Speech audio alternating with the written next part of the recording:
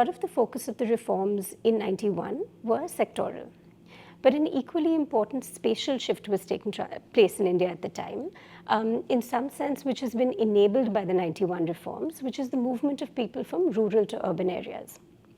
And that required a reform both of land markets and a greater focus on decentralization. Now, understandably, amidst the crisis that was 91, that couldn't be tackled, but it's an increasingly important reform that we need to see through today.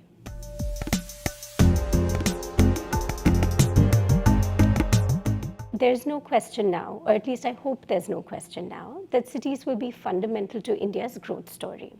So cities are where jobs will be created. They are where young people move with, full of aspiration in search of new opportunities.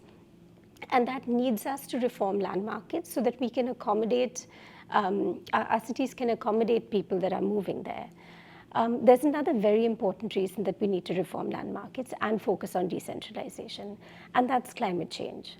India has made fairly ambitious targets to lower emissions over time, ambitious and welcome targets, but a key part of that are going to be cities. So cities in many ways shape demand for energy, and they shape demand for energy through a number of pathways, through their choices on urban energy systems, through their choices on public transport, but also through urban form. And because we've ignored reform of land markets for so long, we've got this very sprawling, land-intensive pattern of urban growth, which is going to lock us into a very high emissions trajectory in the future.